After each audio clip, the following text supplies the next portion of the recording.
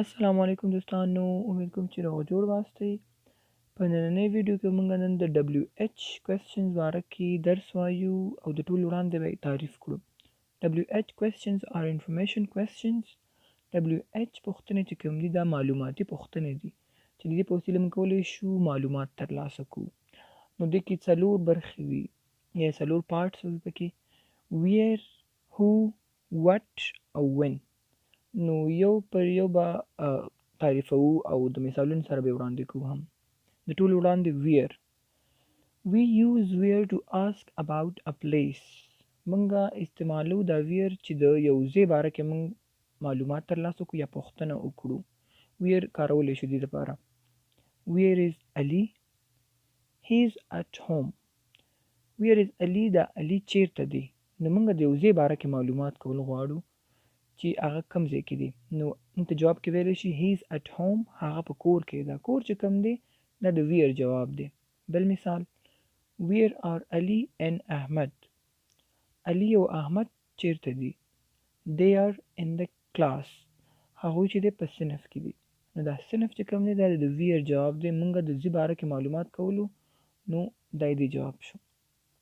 اوس راځو who. We use who to ask about people. منګه هو استعمالولی شو چې د خلکو باره کې معلومات وکړو چې چیرته دي یا څوک دي. مثال: who is he؟ هغه څوک دی. he is Ali، هغه علي دی. دا د یو کس باره کې معلومات کولو چې د هو په مرسته موږ وکړل. who is in the class؟ په صنف کې څوک دی. احمد is in the class. احمد، دا د احمد معلومیدل چې احمد په صنف کې دی دا هم د هو جواب دی چې موږ وکړلو. اوس دی what. We use what to ask about things. موږ what استعمالولی شو چې د شیانو یا د څیز باره کې معلومات وکړو. مثال: what is this؟ this is a pen. what is this؟ دا څه شی دی؟ this is a pen، دا یو قلم دی. نو د یو چیز باره کې معلومات وکړو. بل مثال: what is that؟ هغه څه شی دی؟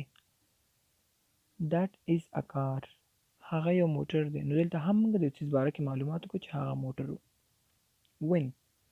We use to ask about what time an action happens.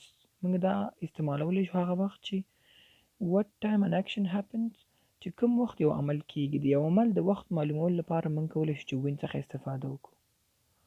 when do you go to school؟ ته کوم وخت یا څه وخت مکتب ته ځې؟ at 6 یا at 7، په 7 بجې یا 6 بجې. نو دا وخت معلومول شو د when له مرسته څخه. when is the party؟ پارټي یا پروګرام یا د واده هغه کوم تفریحات چې هغه کله دي؟ on Sunday. on Sunday یعنې د یکشنبې په ورځ. نو دا د نننۍ ورځې درس په لنډ طرز کې مې ویلي.